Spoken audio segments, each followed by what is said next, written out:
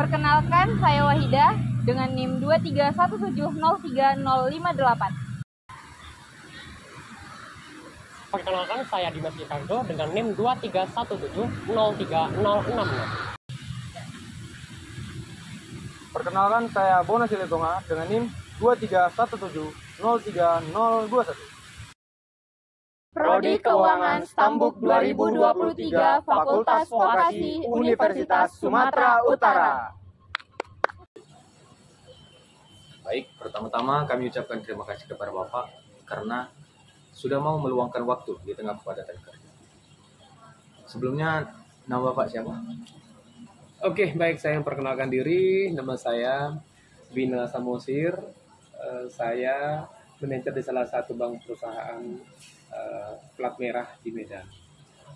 Saya perkenalkan diri dulu. Sebelumnya saya alumni dari Fakultas Ekonomi jurusan Keuangan tahun 94 masuknya, dan samanya tahun 97, dan mengambil S1-nya juga di Fakultas Ekonomi dan mengambil S2-nya juga di Fakultas Ekonomi Universitas Sumatera Utara. Felix Darmawan. Bapak Saya sebagai CEO First Grade Generali Indonesia Asuransi. Nama saya Stefan. Bapak sebagai karyawan swasta. dengan inisial? Miss Caroline, Sekarang. Miss bertugas sebagai kepala sekolah SD. di tengah kepadatan jam. Sebelumnya dengan Bapak siapa? Suhadi. Bapak Suhadi. Apa pendapat Bapak tentang kebijakan cuti keluarga? Bagaimana kebijakan tersebut dapat dioptimalkan untuk mendukung keseimbangan bagi karyawan? Oke, kalau untuk cuti keluarga di perusahaan tempat saya bekerja, cuti untuk karyawan itu cukup diberikan waktunya 12 hari untuk masa kerja 1-5 tahun. Di atas 5 tahun ada 18 hari kerja, dan di atas 10 tahun masa kerja maka cutinya akan diberikan 22 hari kerja. Dan setiap sekali dalam 5 tahun ada diberikan cuti besar. Itu waktu cutinya sekali 5 tahun, tapi masa durasi cutinya 30 hari atau 1 bulan penuh. Untuk cuti, untuk bagi wanita yang ingin melahirkan, diberikan cuti 3 bulan. 3 bulan itu sejak melahirkan.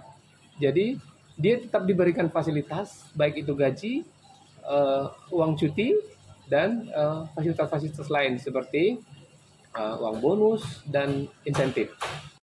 Ya, 2 bulan untuk cuti melahirkan. Nah, karena itu kan adalah hak dari setiap karyawan yang setelah melahirkan, kami mengikuti peraturan dari pemerintah daerah. Ya, pemerintah daerah bahkan setahu saya 40 hari, tapi kami memang dari kantor kami tetap memberikan 2 bulan kalau untuk cuti melahirkan. Nah, karena itu adalah hak dari setiap karyawan yang baru melahirkan. Karena kebiasaan seperti yang kami handle, 45 hari itu sepertinya mereka kurang. Nah, mereka akan ambil cuti lagi, tapi kasihan kami memberikan 2 bulan. Ya, pendapat saya sih harusnya bagus ya, karena mengingat keefektifan karyawan sendiri. Kalau misalnya dia dikasih cuti kan, apabila dia terganggu dengan anaknya contohnya kan, cuti melahirkan atau cuti merawat anak, nah lebih baik dia selesain itu dulu, baru selesain pekerjaan. Harusnya itu bagus untuk diterapkan di setiap perusahaan. Dan harusnya perusahaan juga memberikan kelonggaran buat setiap karyawan untuk cuti. Untuk saat ini di perusahaan di Rainbow School, kita nggak ada yang namanya cuti melahirkan ataupun cuti untuk merawat anak. Jadi yang biasanya kalau dalam 1 bulan, tapi kita dikasih waktu 1 bulan. Lebih dari itu akan dipotong gajinya. Jadi menurut saya sudah cukup sih untuk 1 bulan. Dibandingkan, memang ada yang bandingkan juga dengan perbankan, misalnya yang dapat 3 bulan. Tapi untuk sekolah sih sudah cukup karena anak-anak di sini untuk anak-anak sekolah mereka biasanya ada liburan, kayak libur tahun baru, libur akhir tahun ajaran. Jadi itu guru-guru juga udah banyak sekali cuti-cutinya. Maksudnya saya liburan mereka. Jadi untuk cuti melahirkan saya merasa sudah sangat optimal sih untuk guru-guru kita. Ya, kalau saya setuju karena itu posisi untuk di Bank Mandi sendiri kita udah jalan gitu kan. Nah, jadi kalau untuk posisi dia cuti untuk melahirkan itu kita dari masih di bulan ke-7 sebenarnya hamil ke-7 sampai dengan melahirkan, jadi dikasih tempo 3 bulan untuk cutinya dan jadi cuti untuk merawat anak. Nah, tapi dengan itu nanti lihat kondisi juga yang karyawan kapan mau diambil cutinya gitu kan, menyesuaikan lah gitu kan. Jadi karena kan kalau punya bayi ini repot gitu kan untuk memberikan ASI dan sebagainya. Nah, jadi posisinya tetap kita dukung dan misalnya itu sudah jalan di Bank Mandiri dengan baik untuk saat ini. Baik, untuk pertanyaan selanjutnya, apakah Bapak merasa perusahaan telah menyediakan cukup dukungan dalam situasi darurat bagi keluarga, seperti sakit atau keadaan darurat lainnya? Oke, kalau perusahaan tempat saya bekerja ini cukup memberikan fasilitas dan dukungan terhadap keluarga. Kami diberikan fasilitas asuransi kesehatan, jadi saya sebagai karyawan akan menanggung pasangan dan menanggung anak maksimum 3 orang anak. Jadi ketika kita sakit, kita akan biaya asuransi kita, biaya rumah sakit kita akan ditanggung penuh oleh perusahaan.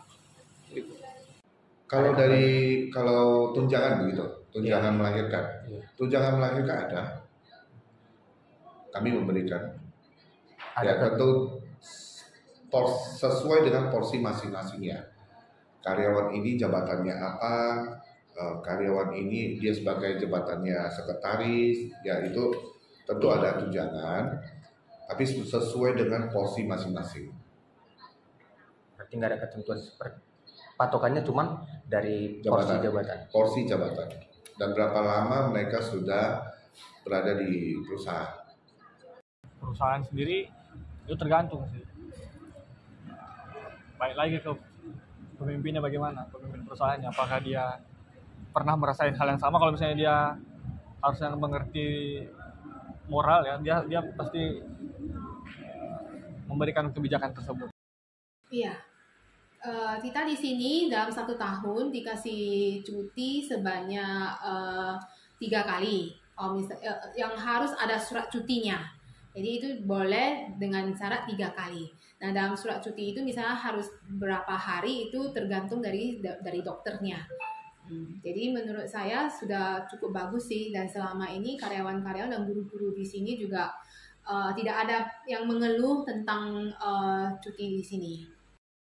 Nah, jadi posisinya sudah kalau keluarga kita tetap kita dukung ya. Karena itu kan makanya saya bilang juga sebelumnya mementingkan pekerjaan atau keluarga gitu kan. Nah, kalau itu sebenarnya seimbang lah, kita bilang 50-50. Nah, jadi posisinya kalau misalnya keluarga sakit, nah itu boleh karyawan cuti untuk karyawan itu sendiri, itu kan setiap tahun ada kita 12 hari gitu kan. Nah, jadi kalau memang dia misalnya posisi keluarga sakit, silahkan ambil cuti dari yang kita sediakan cutinya, potong cuti. Jadi misalnya kadang-kadang mau 1 hari ya namanya IPC, izin potong cuti. Tetapi kalau misalnya dia memang keluarga sakit mungkin parah macam galanya, ya udah ambil aja cuti 3 hari, 4 hari silakan, karena perusahaan memang sudah menyediakan gitu untuk silakan mau diambil untuk waktu keluarga sakit atau pesta sebagainya. Jadi gitu kita sudah mengantisipasi hal-hal seperti itu. Baik, pertanyaan selanjutnya. Sebagai seorang pemimpin, bagaimana Bapak melibatkan karyawan dalam perencanaan dan pengembangan program-program yang akan dilakukan oleh perusahaan? Di bank ini kita diberi target cukup besar. Masing-masing pemimpin diberi target cukup besar dan kita tidak mencapainya sendirian. Kita mempunyai bawahan, kita mempunyai anggota. Jadi target-target yang diberikan oleh pemimpin, manajemen, akan kita distribute ke bawah, kita cascade ke bawah, ke bawahan kita, sehingga masing-masing pegawai tetap diberikan target. Dengan catatan kita sebagai pemimpin akan memonitor dan mengevaluasi pencapaian kinerja hari demi hari, minggu demi minggu, bahkan bulan demi bulan. Begitu pencapaiannya. Kami biasanya menyediakan seminar pelatihan, itu rutin ya, tiap bulan kita ada pelatihan-pelatihan, karena karyawan ini juga bukan hanya mereka menguras pikiran mereka untuk dalam bekerja setiap hari, tapi mereka harus upgrade skill. Nah, jadi kami mendatangkan Generali ini mempunyai pelatihan-pelatihan, edukasi, bahkan sampai ke rumah sakit. Kami mendatangkan dokter, mereka juga boleh melakukan pelatihan, skill dalam berbicara, dalam menangani nasabah. Nah, mereka selalu akan mendapatkan pelatihan-pelatihan itu. Nah, itu kami juga ada memberikan. Melibatkan diri ya tentunya dari keahlian saya ya. Saya punya keahlian contohnya di bidang tertentu ya, saya libatkan diri saya di bidang tersebut, di bidang yang dibutuhkan dengan keahlian dan kemampuan yang saya miliki. Itu aja. Biasanya di sini kalau sekolah kita ada susun yang namanya academic calendar. Nah, guru-guru itu dikasih kesempatan untuk menjadi ketua panitia untuk setiap acaranya. Jadi setiap guru itu punya tanggung jawab masing-masing. Misalnya acara lomba literasi yang barusan dilakukan bulan lalu itu guru A. Terus nanti ke depannya ini kita akan ada acara United Nation Day, Hari PBB yang akan jatuh pada Oktober ini. Nah, itu juga udah ada PIC-nya dan guru yang berbeda. Jadi dalam 1 tahun ajaran itu setiap guru yang beda-beda akan menghandle event yang berbeda-beda. Jadi guru-guru dikasih kesempatan untuk mengembangkan kompetensi mereka untuk menjadi seorang pemimpin. Okay? Jadi bukan hanya sekedar mengajar saja. Gitu. Nah, jadi posisinya kalau kita di sini kan kerjanya rata-rata kerja tim ya, kerja sama. Jadi kalau posisinya setiap hari kita itu pagi ada kerja dalam briefing, harus ada briefing pengarahan dari pagi apa yang mau dikerjakan hari ini dan akan ke depannya. Nah, setelah itu untuk kegiatan rutinitasnya briefing pagi. Dan misalnya kita akan adakan meeting-meeting, yaitu atau meeting mingguan. Kalau misalnya urgent ya tiba-tiba kita bisa meeting gitu kan. Jadi kita kumpul dengan tim, apa sasaran kita, tujuan kita gitu kan. Misalnya kita mau mencapai target nih gitu kan. Kalau kita mencapai target, apa baik itu dana atau kredit sekian miliar, nah itu kita bagi per individu. Ya, kita bagi individu. Jadi tidak kita bisa sendiri. Jadi individu yang sudah kita bagi target-targetnya, mereka harus berkomitmen. Pegawai tadi berkomitmen. Bagaimana cara mendapatkannya, suruh menyampaikanlah visi misi mereka, target-target mereka yang akan mereka capai, dengan mana nih yang menjumpai perusahaan mana, di itu mana yang sebagai target itu. Nah, jadi makanya itulah berkolaborasi tadi itu. Jadi di sini kita kalau selalu namanya kerja tim, kerja sama. Nah, jadi situlah melibatkan kita seluruh jajaran ya kan. Jadi keterlibatan semua masuk, tidak serta-merta langsung tunjuk, langsung kerjakan kerjaan enggak. Nah, jadi nanti ada plus minus, ada masukan-masukan, silakan masukan yang sifatnya membangun perusahaan. Nah, jadi misalnya sifatnya itu masukannya bagus, kita jalankan untuk mencapai hasil yang lebih bagus dan maksimal. Nah, itu dia. Baik, selanjutnya, menurut Bapak, apakah ada konflik keluarga yang mempengaruhi pekerjaan dan sebaliknya? Dan bagaimana cara Bapak mengatasinya? Kalau konflik di mana-mana ada, di keluarga ada, di tempat bekerja lebih ada lagi. Bagaimana kita menyikapi supaya konflik yang ada di tempat bekerja tidak terbawa ke rumah, ke keluarga. Saya secara pribadi, ini pendapat pribadi, saya berusaha untuk merubah mindset saya supaya permasalahan atau konflik-konflik yang ada di kantor itu tidak terbawa ke rumah. Kita harus bisa memilah antara konflik di pekerjaan dengan konflik di keluarga. Bagaimana kita sekali lagi untuk meminimalisir, jangan membawa konflik itu ke rumah. Harus punya batasan, konflik di keluarga dibawa di keluarga, jangan dibawa ke kantor. Sebaliknya, konflik atau permasalahan yang ada di kantor diusahakan tidak terbawa ke rumah. Begitu. Kalau so far sih saat ini nggak pernah ada sih konflik-konfliknya, bagus-bagus aja. Mereka juga kadang-kadang dijemput sama keluarganya juga, kadang-kadang diantar juga ke rumah keluarga, kadang-kadang kita juga kalau misalnya ada hari besar misalnya seperti buka puasa bersama atau hari Natal, kita undang semua keluarga. So far baik-baik saja, nggak ada konflik. Bahkan keluarga mereka juga adalah keluarga kita. Nah, jadi kita memang sangat menjunjung tinggi kekeluargaan, karena ya kesejahteraan karyawan adalah kesejahteraan perusahaan. Pasti ada kalau misalnya konflik keluarga, terutama kalau misalnya berpasangan suami istri, ya stres itu mempengaruhi kinerja sebenarnya. Nah, untuk mengatasi itu ya bagaimana kita sendiri sebenarnya mengatur bahwa permasalahan yang ada di rumah, kita harus profesional dengan pekerjaan kita. Konflik keluarga, ada sih.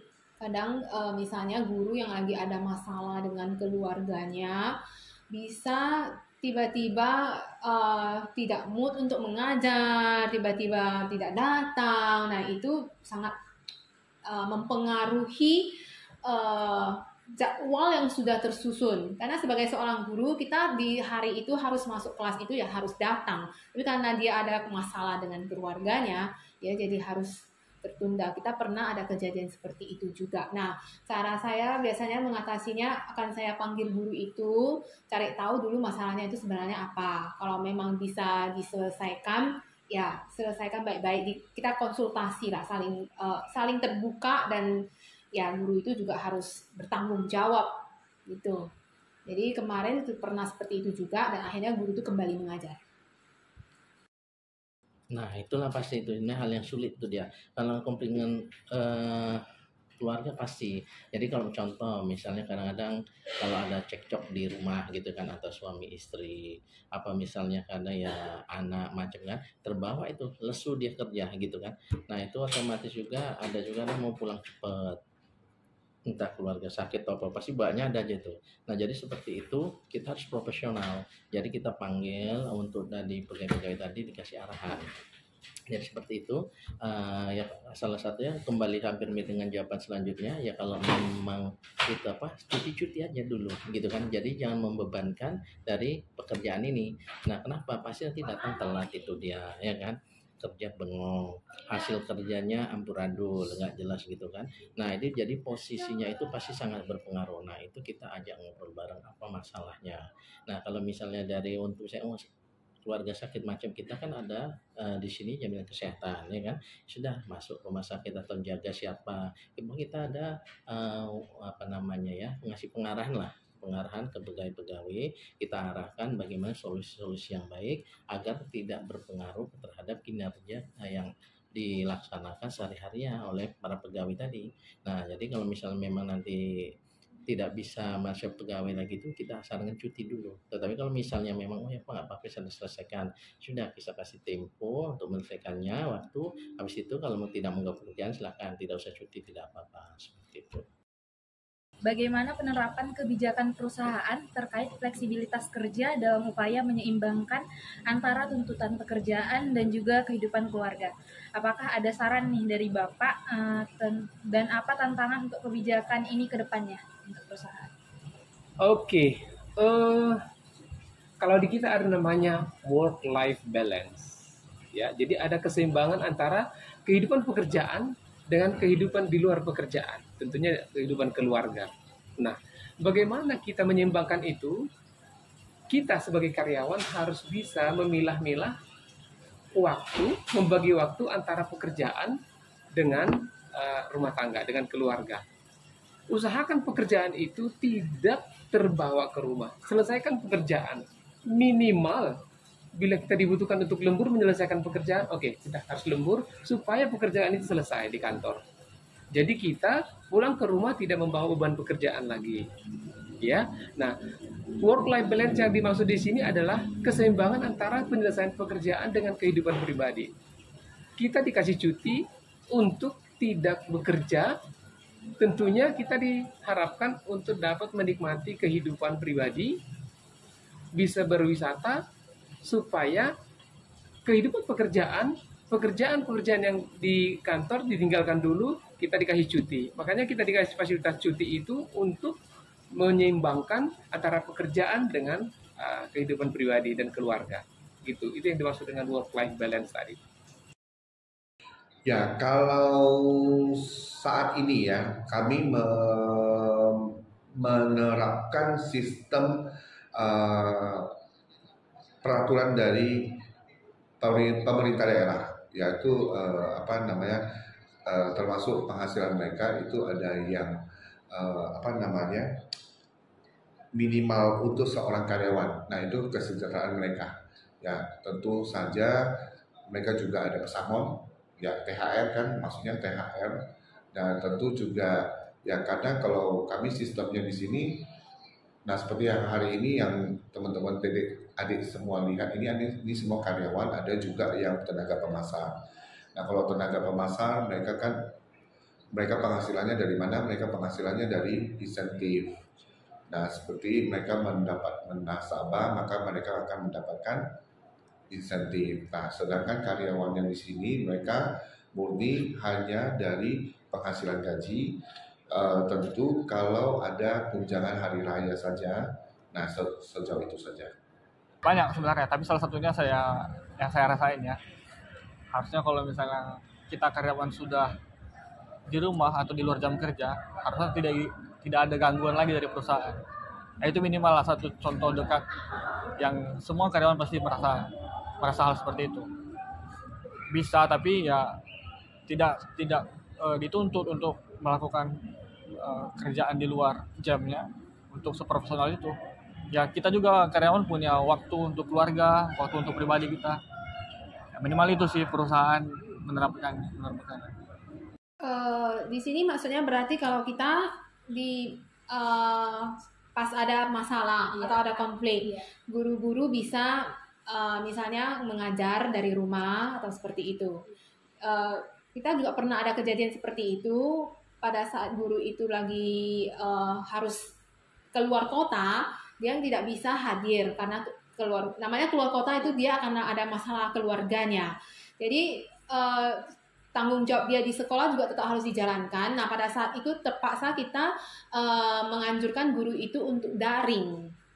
Jadi pelajaran yang misalnya pelajaran bahasa Inggris pada saat itu, nah guru itu harus daring dari kota tempat dia kunjungi pada saat itu. Jadi pelajaran tetap berjalan.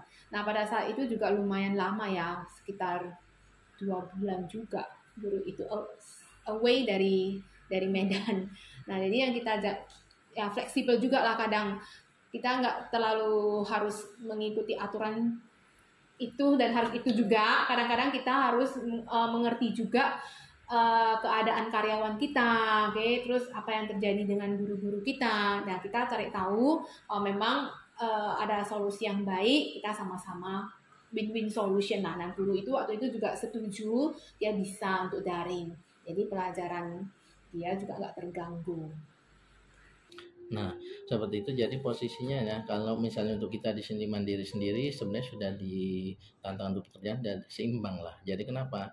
Karena kita mengikuti dari peraturan pemerintah juga. Nah, itu kenapa setiap dia ada cuti bersama, libur itu libur. Kita kebetulan di sini hari Sabtu Minggu libur gitu kan. Nah, jadi posisinya juga kalau misalnya banyak pekerjaan, misalnya ada urusan di luar pekerjaan, nah gitu boleh, tapi kita harus diatur strategi untuk lembur. Nah, jadi misalkan aturan pulang cepat nih, kita pulang jam berapa standarnya hal di perusahaan kita ini jam 4:30 gitu kan. Nah, jadi kalau mereka misalnya supaya tidak berbentrokan tadi gitu kan, ya udah, jadi agar melakukan lembur dulu, selesaikan pekerjaan. Nah, jadi besoknya waktu pas hari Sabtu tidak suruh masuk kerja gitu kan. Nah, jadi posisinya disitulah harus menyeimbangkan dia ya kan antara pekerjaannya seperti itu. Mungkin itu aja Pak pertanyaan yang dapat kami tanyakan pada kesempatan kali ini. Terima kasih Pak atas waktunya dan pendapat yang udah Bapak kasih ke kami. Sekali lagi kami ucapin terima kasih Pak. Oke, terima kasih. Sukses selalu untuk adik-adik bertiga. Salam untuk dosen-dosen di kampus, dari alumni keuangan, adik-adik dari keuangan, terima kasih untuk kesempatannya dikasih wawancara dengan saya. Oke. Baik Pak, mungkin ini aja yang bisa kami tanyakan Pak. Dan makasih Pak untuk pertanyaan dan pendapat-pendapat dari jawaban Bapak. Untuk kesempatan kali ini makasih ya Pak. Sekali lagi. Ya, sama-sama ya. Mudah-mudahan bermanfaat lah ya kan. Kalau puas nggak puas ya mohon maaf atas jawabannya ya kan. Nanti adik-adik juga bisa lagi mengalami dunia kerja. Nanti kedepannya ya akan lebih tahu lah dunia kerja itu seperti apa gitu ya.